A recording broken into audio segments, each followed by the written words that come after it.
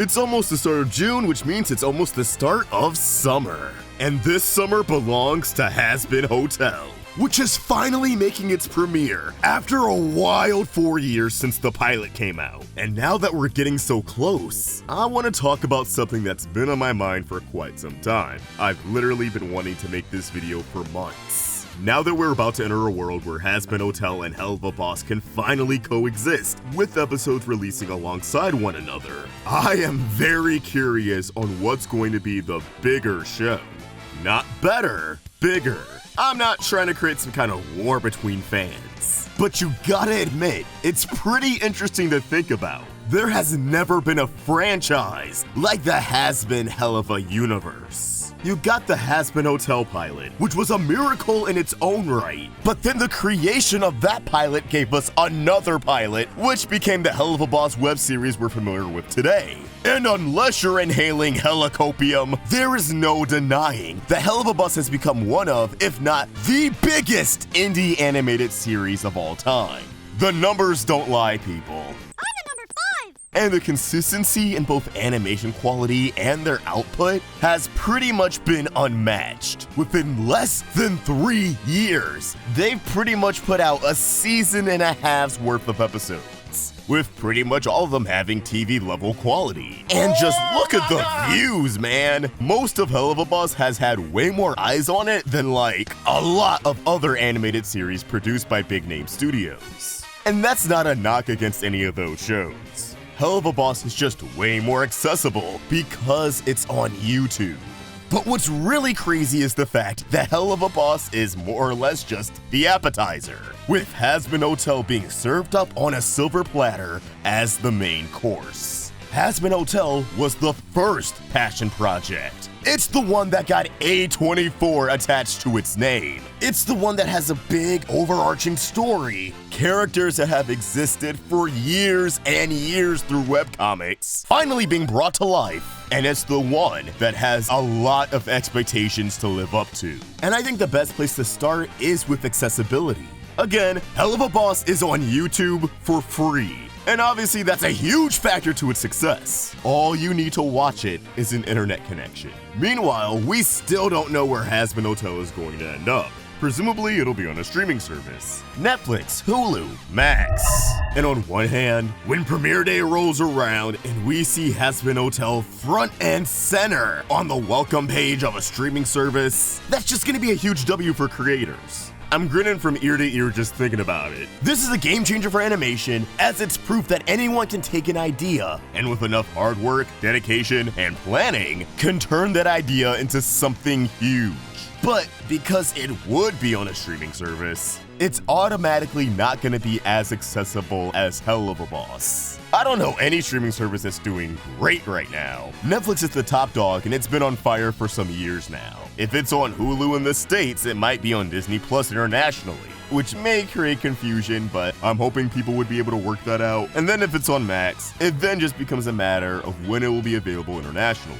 As I know there's been a delay with some previous Max originals, namely animated ones, between them getting released in the United States and the rest of the world. So sadly, no matter where it ends up, I really can't see it getting tens of millions of views per episode like Helluva Boss. But on the flip side, the sheer existence of Helluva Boss inherently makes Hazbin Hotel way more accessible than it would if Helluva Boss never existed. Think about it. How many people do you think stumbled upon Helluva Boss without even knowing what Hazbin Hotel is? I have friends who watch Helluva Boss and still had to be made aware of Hazbin Hotel's existence. But the Hazbin Hotel pilot is on YouTube, and it has way more views than any Helluva Boss episode. But there are a lot of people on this planet, guys. Not everyone who's watched Helluva Boss has seen the Hazbin Hotel pilot and vice versa. We can't assume all 55 million people who have seen the first episode of Helluva Boss are the same 55 million who have seen the Helluva Boss pilot, or that either of these 55 million are all a part of the 87 million that have seen the Hazbin Hotel pilot.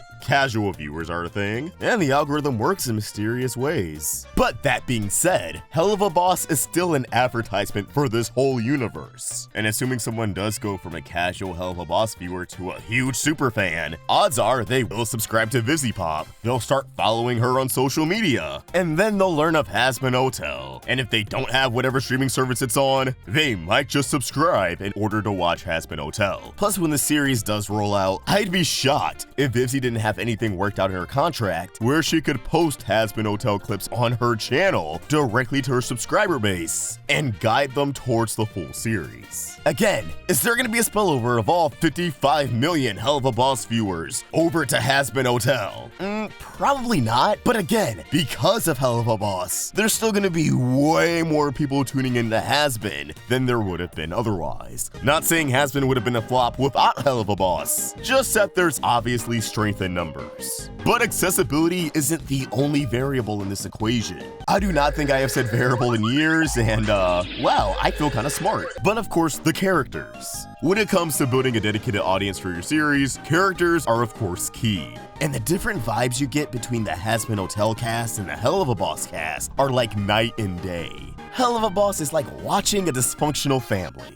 And I think it's something a lot of people can relate to, because when you work a job and spend so much time with your coworkers, you do form a little work family. I'd say that allegory falls apart if you factor in all the times Blitz wanted to fuck Millie and Moxie, but my time in the food service industry says that's also pretty accurate. But the Hazbin Hotel cast, so far, feels like a band of misfits coming together, trying to make a meaningful change. Whereas Helluva Boss is adult evil con carne, Hazbin Hotel really reminds me of an adult foster's home for imaginary friends. And the important takeaway from that potentially odd comparison is that one has a small cast and one has a big cast. And if following series like My Hero Academia has taught me anything, series with a big cast tend to draw in a big fandom, because there's a lot of characters for people to latch onto. With Helluva Boss, you know you're either going to get a Blitz episode, a Stolas episode, a Blitz and Stolas episode, or a Moxie episode.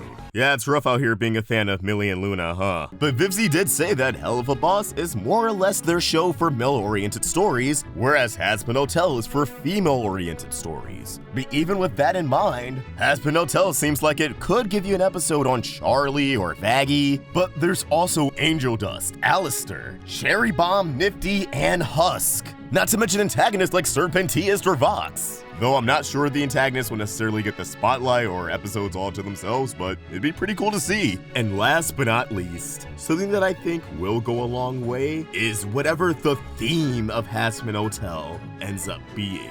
What is the message?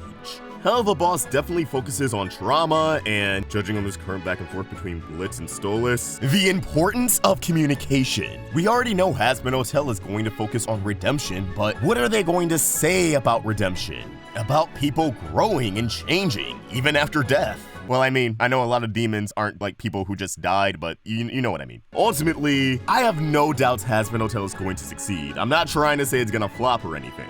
But I am just so curious on which show the conversation is generally going to gravitate towards. Is it gonna be the one that's more accessible with less characters to keep track of? Or is it gonna be the one that has A24 backing it with a varied cast of characters that has something massive to say, and it can only be said through the story they're crafting for us? I know we'll just have to wait and see, but please drop your thoughts in the comments down below. Sorry this video was a lot of word vomit. Again, I just really wanted to talk about this, and obviously until we have Hazbin Hotel, it's gonna be hard to truly compare and contrast these series. But I think it's really cool that we have these two shows that are in the same universe, that offer different things from one another, in spite of having the same creator who has to juggle both shows at the same time. It's just wild to think about and cool to see. Yeah, let me know what you guys think in the comments down below. If you enjoyed this video, throw it a like, subscribe, and I'll see you guys next time. Peace!